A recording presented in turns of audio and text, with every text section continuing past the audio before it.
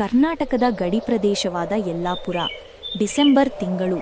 ಕ್ರೂರವಾಗಿ ಹಿಂಡುವ ಚಳಿ. ಇದು ಕೇವಲ ಒಂದು ಋತುಮಾನವಲ್ಲ, ಇದು ಬಡವರಿಗೆ ಒಂದು ಮಾರಣಾಂತಿಕ ಪರೀಕ್ಷೆ. ಈ ತೀವ್ರತೆ ಶರೀರವನ್ನು ಮಾತ್ರವಲ್ಲ, ಆತ್ಮವನ್ನು ಮರಗಟ್ಟಿಸುತ್ತದೆ. ಇಂತಹ ವಾತಾವರಣದಲ್ಲಿ 10 ವರ್ಷದ ರಾಮಯ್ಯನಿಗೆ ಇದೇ ಮನೆ. ಹರಿದ ಗೋಣಿ ಚೀಲವೇ ಅವನಿಗೆ ಗೋಡೆ, ಒಂದು ಚಿಂದಿ ಬಟ್ಟೆಯೇ ಆವರಿಸಲು ಸಿಕ್ಕಿರುವ ಏಕೈಕ ಆಸರೆ.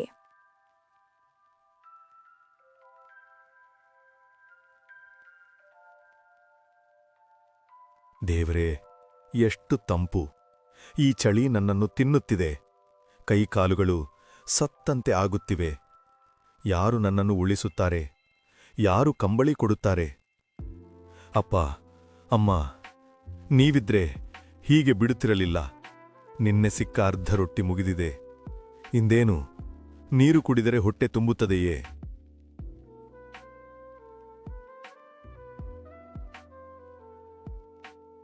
ಅನಾಥನಿಗೆ ಈ ಜಗತ್ತು ಎಂದಿಗೂ ಕಷ್ಟಕರ. ಆದರೆ ಹಸಿವು ಮತ್ತು ಚಳಿ ಒಂದಾದಾಗ ಅದು ನರಕವಾಗುತ್ತದೆ. ರಾಮಯ್ಯ ತನ್ನ ಮನಸ್ಸಿನೊಳಗೆ ಕಳೆದು ಹೋಗಿದ್ದ. ಅವನಿಗೆ ಮಾತುಗಳಿಗಿಂತ ಮೌನವೇ ಹೆಚ್ಚು ಪರಿಚಿತವಾಗಿತ್ತು. ಅವರಿಗೆ ಬೆಚ್ಚಗಿದೆ ಸ್ವೆಟರ್. ನನಗ್ಯಾಕೆ ಹೀಗಿಲ್ಲ? ನಾನು ಶಾಲೆಗೆ ಹೋಗಬೇಕು, ಬೆಚ್ಚಗಿನ ಜಾಗದಲ್ಲಿ ನಿದ್ರಿಸಬೇಕು. ಪಕ್ಕದ ಚಿಕ್ಕ ಉಪಹಾರ ಮಂದಿರದಿಂದ ಬಿಸಿ ಬಿಸಿ ಭಜಿ ಕರಿಯುವ ಸದ್ದು ಕೇಳಿಸುತ್ತದೆ. ರಾಮಯ್ಯ ಕಷ್ಟಪಟ್ಟು ಎದ್ದು ನಿಧಾನವಾಗಿ ಆ ಕಿಂಡಿಯ ಬಳಿ ಹೋಗಿ ಆ ವಾಸನೆಯನ್ನು ಆಳವಾಗಿ ಉಸಿರಾಡುತ್ತಾನೆ. ಹಸಿವು, ತುಂಬ ಹಸಿವು. ಒಂದು ಸಣ್ಣ ತುಂಡು ಸಿಕ್ಕಿದ್ರೆ ಸಾಕು. ರಾಮಯ್ಯ ಹೆದರಿಕೆಯಿಂದ ಹೊರಗೆ ಬರುತ್ತಾನೆ. ಹೋಟೆಲ್ ಮಾಲೀಕ ಗಣಪತಿ. ರಾಮಯ್ಯ ಅವನ ಬಳಿ ಹೋಗಲು ಹೆದರುತ್ತಾನೆ, ಆದರೂ ಹಸಿವಿನಿಂದಾಗಿ ಧೈರ್ಯ ಮಾಡುತ್ತಾನೆ.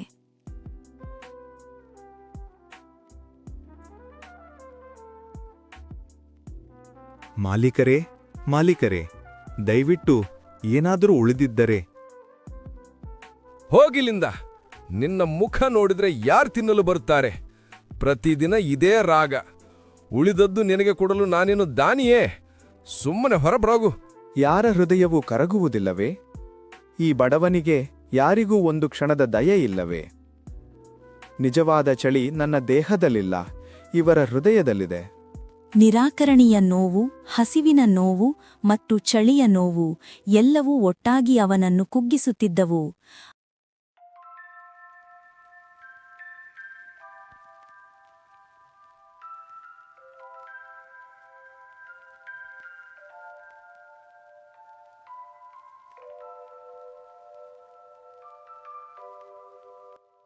ಆ ರಾತ್ರಿ ಎಂದಿನಂತೆ ಕಠಿಣವಾಗಿತ್ತು. ಬಹುಶಃ ರಾಮಯ್ಯನ ಜೀವನದ ಕೊನೆಯ ರಾತ್ರಿಯಾಗಿರಬಹುದಿತ್ತು.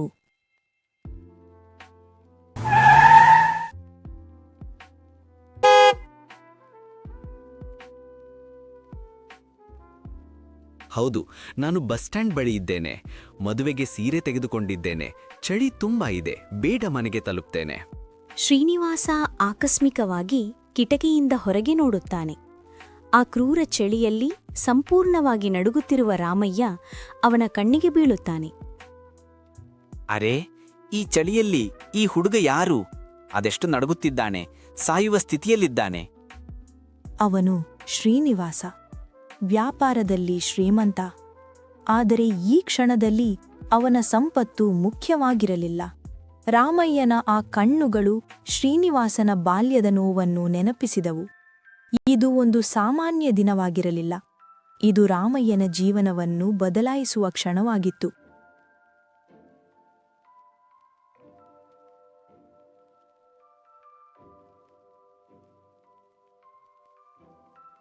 ಛೇ, ಎಷ್ಟು ಚಳಿ!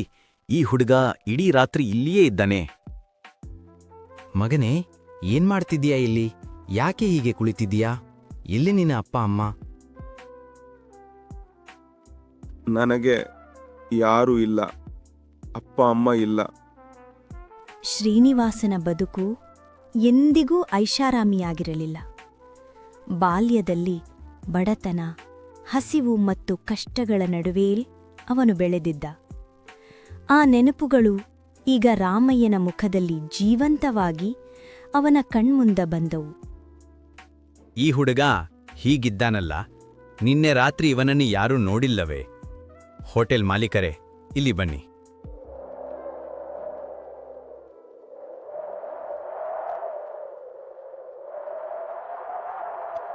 ಓ, ಇವನೇನಾ? ಇವನು ಪ್ರತಿದಿನ ಹೀಗೆಯೇ. ಯಾರಿಗೂ ಬೇಕಾಗಿಲ್ಲ ಇವನು. ನಾನೇನು ಮಾಡಲಿ? ಇಲ್ಲಿ ದಿನಾ ಜನ ಬಂದು ಹೋಗ್ತಾರೆ. ಎಲ್ಲರಿಗೂ ಸಹಾಯ ಮಾಡಲು ನಾನು ಧರ್ಮಛತ್ರ ನಡೆಸುತ್ತಿದ್ದೇನಾ? ಏನ್ ಮಾತಾಡ್ತಿದ್ರಿ ನೀವು?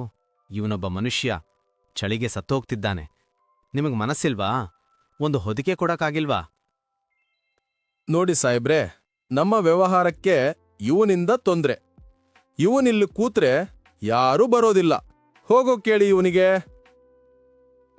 ನಿಮ್ಮ ಮನಸ್ಸಿನ ಕಸಕ್ಕೂ ಏನೂ ವ್ಯತ್ಯಾಸ ಇಲ್ಲ. ಹಣ ಸಂಪಾದನೆ ಮಾಡಬಹುದು, ಆದರೆ ಮಾನವೀಯತೆಯನ್ನು ಕಳೆದುಕೊಂಡರೆ ಏನೂ ಉಳಿಯೋದಿಲ್ಲ.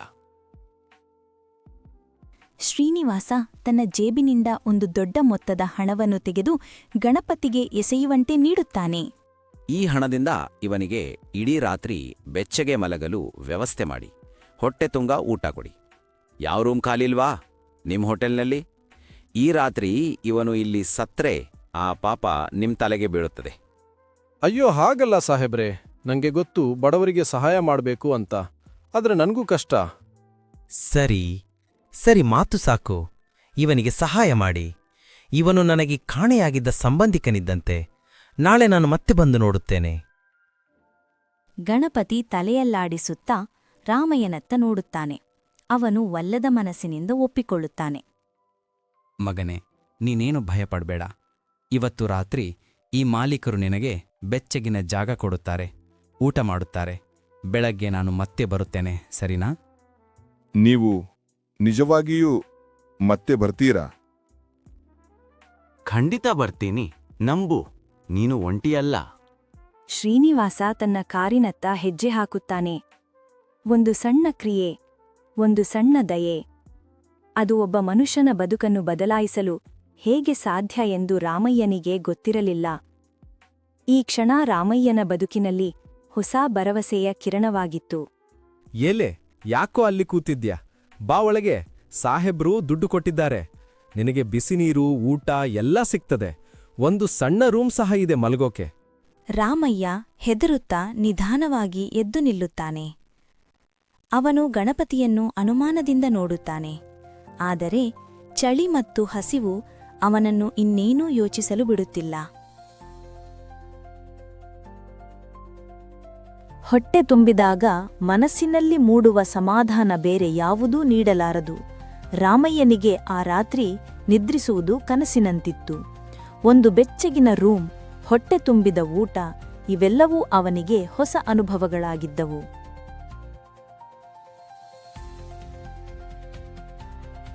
ನಾನು ನಿಜವಾಗಿಯೂ ಇಲ್ಲಿ ಮಲಗಿತಿದ್ದೇನಾ? ಇದು ಕನಸೇನೂ ಅಲ್ಲ ಅಲ್ಲವೇ? ಅಪ್ಪ, ಅಮ್ಮ, ನೀವು ಸ್ವರ್ಗದಿಂದ ನನ್ನನ್ನು ನೋಡ್ತಾ ಇದ್ದೀರಾ?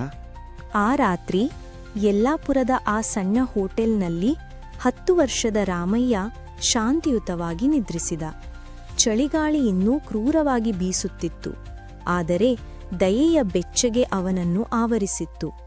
ನಾಳೆ ಏನು ನಡೆಯುತ್ತದೆ ಎಂದು ರಾಮಯ್ಯನಿಗೆ ಗೊತ್ತಿರಲಿಲ್ಲ. ಆದರೆ ಅವನಿಗೆ ಒಂದು ಭರವಸೆಯಿತ್ತು. ನಾನು ಒಂಟಿಯಲ್ಲ ಎಂದು ಶ್ರೀನಿವಾಸ ಹೇಳಿದ ಮಾತುಗಳು ಅವನ ಮನಸ್ಸಿನಲ್ಲಿ ಮಾರ್ಧನಿಸುತ್ತಿದ್ದವು.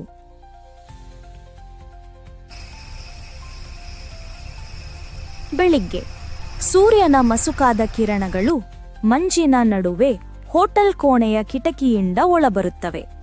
ರಾಮಯ್ಯ ಆಳವಾದ ಮತ್ತು ದೀರ್ಘ ನಿದ್ರೆಯಿಂದ ನಿಧಾನವಾಗಿ ಎಚ್ಚರಗೊಳ್ಳುತ್ತಾನೆ. ಅವನು ತಾನು ಹರಿದ ಗುಡಿಸಲಿನಲ್ಲ, ಬೆಚ್ಚಗಿನ ಕೋಣೆಯಲ್ಲಿದ್ದೇನೆ ಎಂದು ತಿಳಿದು ಆಶ್ಚರ್ಯಪಡುತ್ತಾನೆ. ಓ, ಇದು ಕನಸಲ್ಲ. ಆ ಅಜ್ಜ, ಅವರು ನಿಜವಾಗಿಯೂ ಬಂದು ನನಗೆ ಸಹಾಯ ಮಾಡಿದರು. ರಾಮಯ್ಯ ಹಾಸಿಗೆಯಿಂದ ಕೆಳಗಿಳಿದು ಕೋಣೆಯಿಂದ ಹೊರಬರುತ್ತಾನೆ.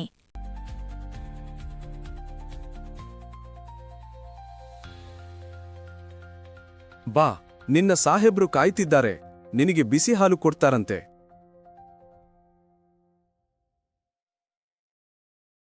ರಾಮಯ್ಯ ಹೊರಗೆ ಬಸ್ ಸ್ಟ್ಯಾಂಡ್ ಕಡೆ ನೋಡಿದಾಗ ಶ್ರೀನಿವಾಸ ಅದೇ ಕಾರಿನ ಬಳಿ ನಿಂತು ಕಾಯುತ್ತಿರುವುದು ಕಾಣುತ್ತದೆ. ಶ್ರೀನಿವಾಸನ ಕೈಯಲ್ಲಿ ಹೊಸ ಬಟ್ಟೆಗಳು ಮತ್ತು ಒಂದು ಸಣ್ಣ ಚೀಲ ಇದೆ. ಮಗನೇ, ಹೇಗಿದ್ದೀಯಾ? ರಾತ್ರಿ ಚೆನ್ನಾಗಿ ನಿದ್ರೆ ಮಾಡಿದ್ಯಾ? ನೀವು ಮತ್ತೆ ಬರ್ತೀರಾ ಅಂತ ಗೊತ್ತಿರ್ಲಿಲ್ಲ. ನನಗೆ ತುಂಬಾ ಖುಷಿಯಾಗಿದೆ. ನಾನು ಮಾತು ಕೊಟ್ಟಿದ್ದೇನಲ್ಲ, ಮಾತು ಕೊಟ್ಟರೆ ತಪ್ಪುವುದಿಲ್ಲ. ನಿನ್ನ ನೋವು ನೋಡಿದ ಮೇಲೆ ನನಗೆ ಮನೆಯಲ್ಲಿ ಕೂರಲಾಗಲಿಲ್ಲ. ನಿನ್ನೆ ರಾತ್ರಿ ನೀನು ಬದುಕುಳಿದಿದ್ದೀಯಾ ಅಂದರೆ ಅದರಲ್ಲಿ ದೇವರ ಇಚ್ಛೆಯಿದೆ ಅಂತರ್ಥ. ಶ್ರೀನಿವಾಸ ರಾಮಯ್ಯನಿಗೆ ಹೊಸ ಬಟ್ಟೆ ಮತ್ತು ಒಂದು ಬೆಚ್ಚಗಿನ ಕಂಬಳಿಯನ್ನು ನೀಡುತ್ತಾನೆ.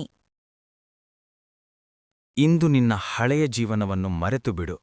ಈ ಬಟ್ಟೆಗಳನ್ನು ತೊಡು. ನಿನಗೆ ಕಾಯಲು ಯಾರೂ ಇಲ್ಲ ಎಂದಾಕ್ಷಣ ನಿನ್ನನ್ನು ಯಾರೂ ನೋಡಿಕೊಳ್ಳಬಾರದು ಎಂದರ್ಥವಲ್ಲ. ಆದ್ರೆ ನೀವ್ ಏಕೆ ನನ್ಗಿಷ್ಟು ಮಾಡ್ತಿದ್ದೀರಾ? ನಾನು ನಿಮ್ಗೆ ಯಾರೂ ಅಲ್ಲ. ನಿಜ, ನೀನು ನನಗೆ ಯಾರೂ ಅಲ್ಲ. ಆದರೆ ನಿನ್ನ ಕಣ್ಣುಗಳಲ್ಲಿ ನನಗೆ ನನ್ನ ಬಾಲ್ಯ ಕಂಡಿತು. ನನಗೆ ಸಹಾಯ ಮಾಡಲು ಯಾರೂ ಇರಲಿಲ್ಲ. ಆದರೆ ಇಂದು ದೇವರು ನನಗೆ ಸಂಪತ್ತು ಮತ್ತು ಸಹಾಯ ಮಾಡುವ ಶಕ್ತಿಯನ್ನು ಕೊಟ್ಟಿದ್ದಾನೆ. ಚಳಿಯಿಂದ ಮನುಷ್ಯನ ದೇಹ ಸಾಯಬಹುದು, ಆದರೆ ಮಾನವೀಯತೆ ಸಾಯಬಾರದು. ಈ ಊರಿನಲ್ಲಿ ಚಳಿಯಿದೆ, ಆದರೆ ಈ ಚಳಿಗಿಂತ ದೊಡ್ಡ ಸಮಸ್ಯೆ ಮನಸ್ಸಿನ ಚಳಿ. ನಮಗೆ ಒಬ್ಬರ ಬಗ್ಗೆ ಒಬ್ಬರಿಗೆ ಕಾಳಜಿ ಇಲ್ಲದಿರುವುದೇ ನಿಜವಾದ ಕ್ರೂರ ಚಳಿ.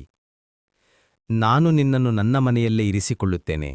ನೀನು ಓದಬೇಕು, ಕಲಿಯಬೇಕು, ದೊಡ್ಡವನಾಗಬೇಕು. ಒಪ್ಪಿಗೆ ಇದೆಯಾ? ನಾನು ಓದುತ್ತೇನೆ ಅಜ್ಜ. ನಿಮ್ಮ ಪ್ರೀತಿಗೆ ಮತ್ತು ದಯೆಗೆ ನಾನು ಎಂದಿಗೂ ಚಿರಋಣಿ. ನಾನು ಕಷ್ಟಪಟ್ಟು ಓದಿ ದೊಡ್ಡ ಮನುಷ್ಯನಾಗುತ್ತೇನೆ. ಗಣಪತಿ ಈ ಮಾತುಗಳನ್ನೆಲ್ಲ ದೂರದಿಂದ ನೋಡುತ್ತಿರುತ್ತಾನೆ. ಅವನ ಕಣ್ಣುಗಳಲ್ಲಿ ಇಬ್ಬನಿಯಂತೆ ಮರಗಟ್ಟಿದ ಮನಸ್ಸು ಈಗ ಕರಗುತ್ತಿದೆ. ಗಣಪತಿ ರಾಮಯ್ಯನ ಬಳಿ ಬರುತ್ತಾನೆ. ರಾಮಯ್ಯ, ನನ್ನನ್ನು ಕ್ಷಮಿಸು. ನಿನ್ನ ಕಷ್ಟದ ಬಗ್ಗೆ ನಾನು ಯೋಚಿಸಲಿಲ್ಲ. ಸಾಹಿಬ್ರು ಹೇಳಿದ ಮಾತು ಸತ್ಯ. ನಮ್ಮ ಹೃದಯ ಗಟ್ಟಿಯಾಗಬಾರದಿತ್ತು. ಗಣಪತಿ ತನ್ನ ಜೇಬಿನಿಂದ ಒಂದು 10 ರೂಪಾಯಿ ನಾಣ್ಯವನ್ನು ತೆಗೆದು ರಾಮಯ್ಯನಿಗೆ ಕೊಡಲು ಪ್ರಯತ್ನಿಸುತ್ತಾನೆ. ಇದನ್ನು ಇಟ್ಟುಕೋ, ನಿನ್ನ ಖರ್ಚಿಗೆ. ನೋಡಿ ಗಣಪತಿಯವರೇ, ರಾಮಯ್ಯನಿಗೆ ಈಗ ಹಣದ ಅವಶ್ಯಕತೆ ಇಲ್ಲ. ಆದರೆ ನಿಮ್ಮ ಈ ಪಶ್ಚಾತ್ತಾಪದ ಭಾವನೆಯೇ ನಮಗೆ ದೊಡ್ಡ ಸಂಪತ್ತು. ಮುಂದಿನ ಬಾರಿ ಚಳಿಯಲ್ಲಿ ಯಾರಿಗಾದ್ರೂ ಸಹಾಯ ಬೇಕಾದಾಗ ದಯವಿಟ್ಟು ನೆನಪಿಸ್ಕೊಳ್ಳಿ. ಒಬ್ಬ ಶ್ರೀಮಂತ ವ್ಯಕ್ತಿಯ ದಯೆ ಇನ್ನೊಬ್ಬ ಶ್ರೀಮಂತ ವ್ಯಕ್ತಿಯ ಹೃದಯದ ಮಂಜನ್ನು ಕರಗಿಸಿತು. ದಯೆ ಯಾವಾಗಲೂ ಪಸರಿಸುತ್ತದೆ. ಅದು ಒಂದು ಕಂಬಳಿಯಂತೆ ಬೆಚ್ಚಗೆ ಮತ್ತೊಬ್ಬರನ್ನ ಆವರಿಸುತ್ತದೆ. ಶ್ರೀನಿವಾಸ ರಾಮಯ್ಯನನ್ನು ತನ್ನ ಕಾರಿನ ಬಳಿಗೆ ಕರೆದುಕೊಂಡು ಹೋಗುತ್ತಾನೆ. ರಾಮಯ್ಯ ಮೊದಲ ಬಾರಿಗೆ ಐಷಾರಾಮಿ ಕಾರಿನೊಳಗೆ ಕುಳಿತುಕೊಂಡುತ್ತಾನೆ. ಶ್ರೀನಿವಾಸ ಕಾರು ಸ್ಟಾರ್ಟ್ ಮಾಡುತ್ತಾನೆ. ರಾಮಯ್ಯ ಹಿಂದಿರುಗಿ ಹೋಟೆಲ್ ಮತ್ತು ಗುಡಿಸಲಿದ್ದ ಜಾಗವನ್ನು ನೋಡುತ್ತಾನೆ. ಆ ಚಳಿ ಈಗಲೂ ಇದೆ, ಆದರೆ ಅದು ಇನ್ನೂ ಅವನನ್ನು ಹೆದರಿಸುತ್ತಿಲ್ಲ. ಯಲ್ಲಾಪುರದ ಆ ಸಣ್ಣ ಹಳ್ಳಿಯಿಂದ ಹೊರಟ ಆ ಕಾರು ಕೇವಲ ದಾರಿಯನ್ನು ಕ್ರಮಿಸಲಿಲ್ಲ.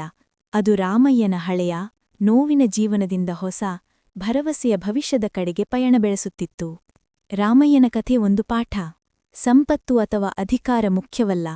ಈ ಸಮಾಜದಲ್ಲಿ ನಮಗೆ ಬೇಕಾಗಿರುವುದು ಪರಸ್ಪರ ದಯೆ ಮತ್ತು ಅನುಕಂಪ. ಶ್ರೀನಿವಾಸನು ಕೇವಲ ಬಡವನಿಗೆ ಊಟ ಕೊಟ್ಟಿದ್ದಲ್ಲ, ಮನುಷ್ಯತ್ವಕ್ಕೆ ಹೊಸ ಅರ್ಥ ಕೊಟ್ಟ.